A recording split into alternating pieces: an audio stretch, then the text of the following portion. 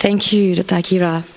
I wanted to also, of course, begin by thanking Your Highness Sasakawa-san, the chairman of SPF, Sasakawa Peace Foundation,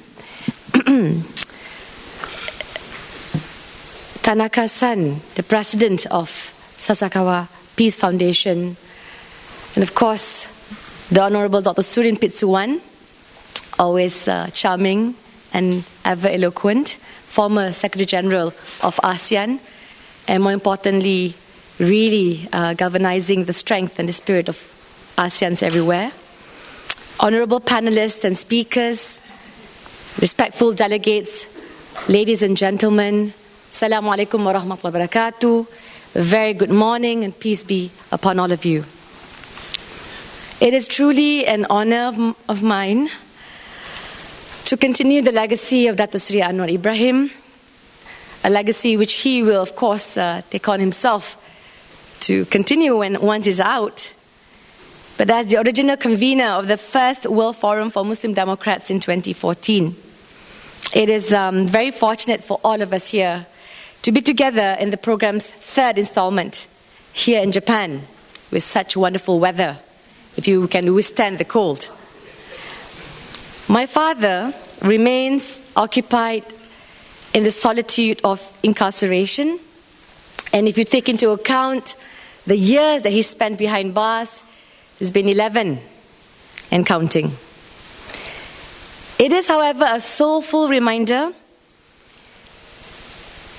that Muslim Democrats worldwide, just as Dr. Pusurin mentioned, continue to be living proof and testament to the importance of having working, viable, and meaningful democratic systems. I might have just lost my voice for attending a demonstration last weekend, but at least I still have my freedom. But it is precisely in preserving democratic principles that many, not just him, choose a difficult path, choose the riskier path in standing up against autocracy. And for me, it is equally gracious, really. I cannot express my utmost appreciation to Sasakawa Peace Foundation for allowing our ideals and our meaningful pursuit to transcend the shackles of imprisonment. We are here as a testament, unfortunately, that democracy requires struggle and sacrifice, and that Democrats, both Muslims, both non-Muslims, have and must stay united in facing a multitude of challenges in the tumultuous new order of the world. It is with great sadness at his absence, but I stand here with great pride in his contribution and leadership. And now I read to you the smuggled remarks by my father, the pioneer of a Muslim Democrat, the leader of the democratic opposition of Malaysia, and the champion of transparent and accountable governments worldwide. So here goes. My dear friends, it is hardly news that the Muslim world, with very few exceptions, suffers from a severe democracy deficit. It is equally true that everywhere Muslims long for representative and accountable systems of government as the only, and I repeat, as the only sustainable means to secure freedom, justice, equity, and the rule of law to usher in measurable improvements in their personal lives and in the welfare of their nations. However, urgent need and fervent hopes cannot by themselves deliver change. The stark reality is that too many citizens of Muslim majority countries are routinely frustrated in their yearning for change by the entrenched power of authoritarian governments, corruption, in Malaysia's case, kleptocracy, tyranny, terror, and despotism. The questions that the young always ask remain: how to mobilize and how to best manage and effect change. Now, these are the democratic conundrums for populations intimidated and alienated generations of misrule. And yet, behind all the rhetoric and ferment for change stands a profound confusion. Is it a confusion about how Muslims relate to democracy and what democracy should mean to Muslims? We are horrifically familiar with the murderous extremists who peddle the perverse proposition that Islam requires a kind of totalitarian, autocratic governance system, which they claim to have the monopoly on interpretation and which they have demonstrated the demonic will to impose. The more we see of these monsters, the more self-evident it becomes that, in fact, it is they that embody the ultimate tyranny. However, my gravest concern is for well-meaning and faithful Muslims who genuinely believe that somehow authentic Islamic governance must necessarily differ with the concept of democracy as it exists around the world. Being Muslim in a modern context creates a quandary for some over what to do next. Are compromises possible or acceptable? How could we reconcile traditional teachings within modern structures of governance? Can we be sure that our ijtihad is correct? Is the old and familiar the only true Islamic option? The situation is further exacerbated by what we call an Islamic democratic apologists. Those who concede a compatibility between Islam and democracy in theory, but they offer an unyielding litany of excuses with regard to why such an ideal cannot be fully realized in practice, or at least not now. These apologists routinely undermine the legitimate cause of democracy by grudging concession, equivocation, and caveats in their endorsement of the fundamental system of selection, operation, and replacement of modern structures of government. Apologetic rhetoric and its trite cliches can connive with the status quo in Muslim nations and simply preserve a stagnant or regressive reality. Apologetics are simplistic off-ramps from the admittedly challenging highway to reform, and we must not let these provide an excuse to divert us from the noble path of fostering popular engagement in the development of our nations. So let me be clear, my dear friends. I stand for the straightforward proposition that democracy is a moral imperative inherent in the very definition of being a Muslim. Muslims are called as individuals to accept responsibility for engaging in society, to uphold human dignity, and to work to eradicate poverty, need, and the scourge of disease. Muslims are duty-bound to engage in mutual consultation, to negotiate policy which has the consent of the majority, and to hold those in authority accountable for the administration and for the delivery of good governance. To be a Muslim means striving to uphold ethical standards across the gamut of human activity, whether that be in economic transactions or care for the environment. To achieve moral ends by ethical means, Muslims are required to work with everybody, no matter their origin or beliefs.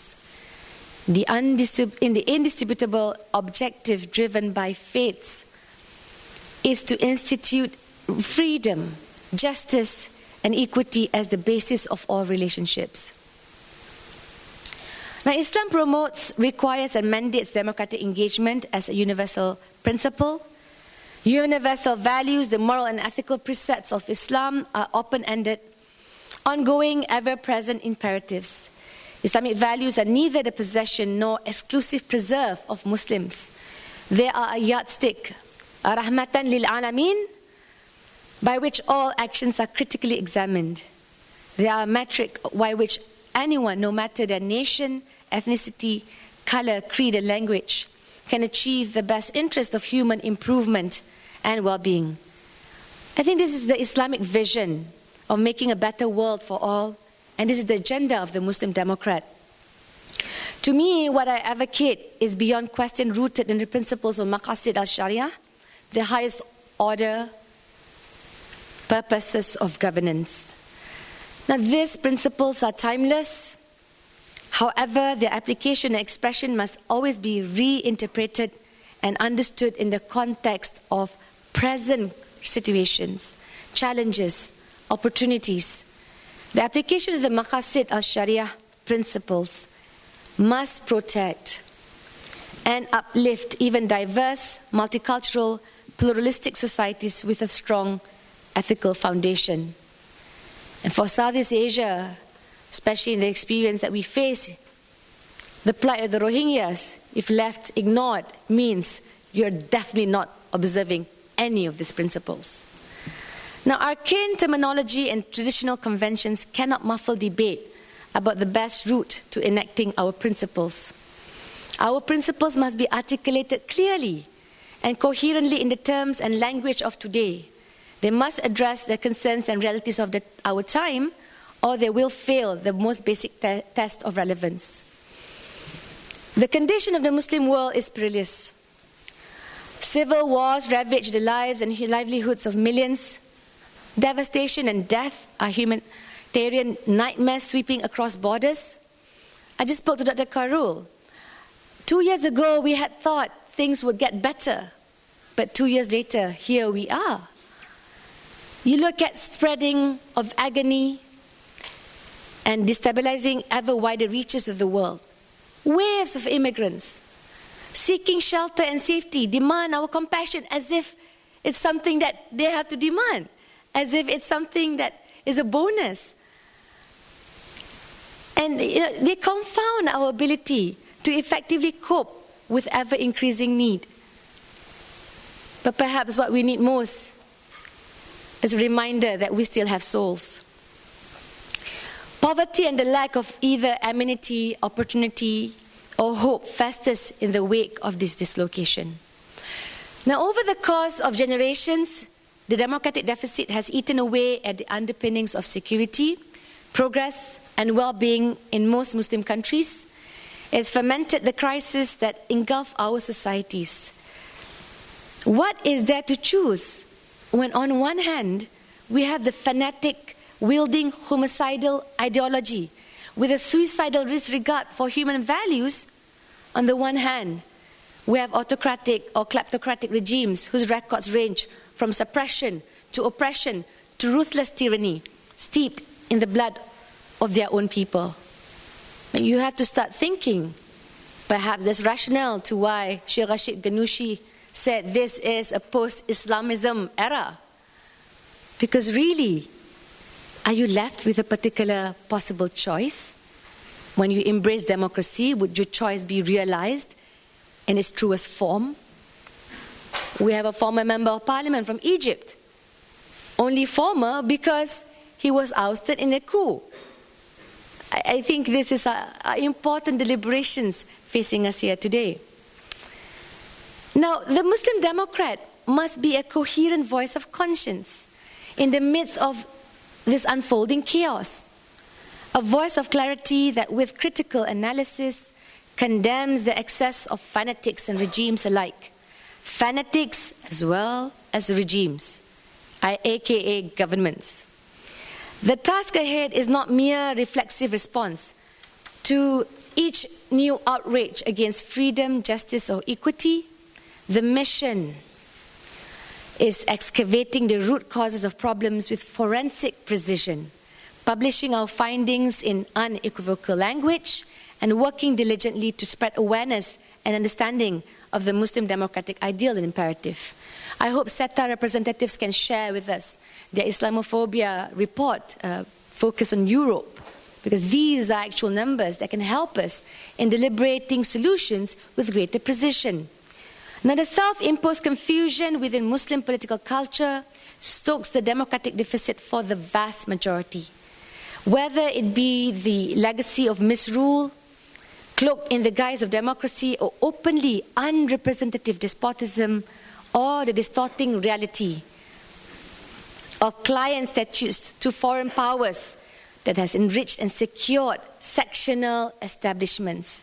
All these elements play their part in bringing us to our present impasse. None should be ignored. Now, Islamophobia is only a new name for the long-entrenched, venerable prejudice resurfacing with new viciousness. This prejudice has been taught to Muslim and non-Muslim alike, spreading the self-fulfilling proposition that Islam may be inimical to democracy, and sowing the miseducation that strongmen, tyrants, and despots, those are the natural features of our landscape.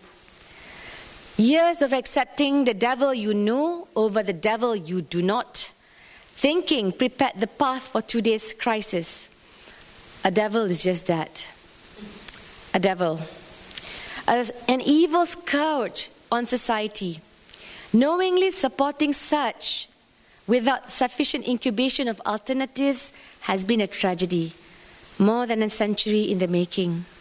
Now, this thesis resulted in starving the healthy growth of the institutions of civil society that might hold Muslim governments to true public account and provide the platforms and processes to facilitate changes in leadership. Only robust civil society can fortify the aspirations of the people by providing meaningful engagement in political life. Democracy does not flourish in a vacuum, and unfortunately there's no shortcut.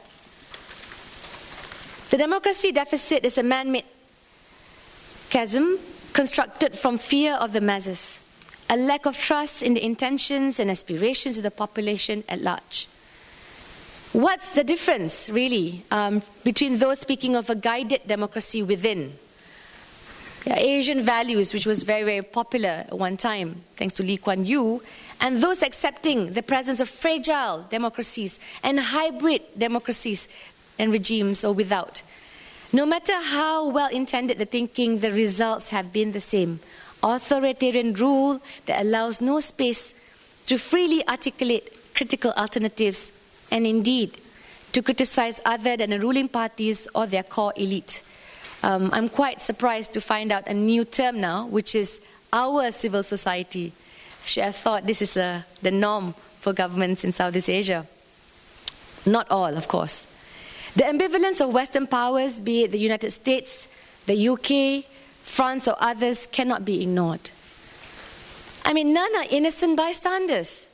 Whether in Turkey or in Egypt or in any other country, one cannot pick and choose which popular mandate in a Muslim nation is legitimate and still claim to be the friend of democracy. One cannot endorse regimes whilst thwarting democratic opposition and not be considered the prop of continued authoritarian rule. The outcome is clear. Pushing back democratic changes stokes further misery and increases the democratic deficit, preparing grounds for the prospect of future turmoil. Friends, we stand at the precipice. This is the vantage point of the Muslim Democrat. Now, the task ahead, enormous as it is to articulate our alternative in coherent language and engage more widely with the people, the agents, the actors in society. Democracy building and the work of our forum must be as inclusive and extensive as our democratic vision. Our intellectual and policy outputs must be lucid, simply stated, and disseminated through all the channels of society, intellectuals, civil society, movements, both Islamic and non, and organizations. And we must be reaching out to young people, to women, to give them language and agenda on which to build a more hopeful future. Our forum cannot be merely a polite talking shop. The cause of freedom, justice, equity, and the rule of law for all is a challenge. We have to make it impossible for Muslim governments to masquerade as democracies whilst lurking behind flawed and fraudulent elections and bolstered by compromised judiciaries, corrupted institutions, and lavishly enriched cronies. We have to call account their displays of false piety and the reliance on the endorsement of a compromised ulamat claim misrule as an authentic voice of Islam. I, Anwar Ibrahim, stand as a Muslim Democrat, unapologetic in critical pursuit of genuine change. The language of Islam in the context of these times is a coherent agenda with clear aims and objectives. Free and fair elections, open, inclusive access to engagement with all sectors of society, peaceful transference of power, and accountable, scrutinized good governance. This is the only acceptable basis of and for human progress. If I cannot freely stake this ground for our future, democracy continues to wither away. And as our democracy deficit mounts, we risk being propelled ever close to the edge of oblivion. So again, I repeat, we stand on the edge of a precipice, and I clearly say I am a Muslim Democrat. This is my stance. Here I stand, I can do no other. Thank you very much, ladies and gentlemen.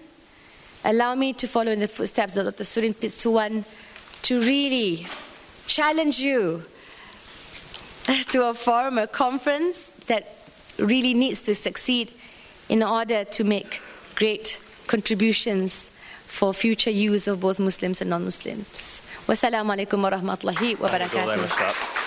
Arigatou gozaimasu.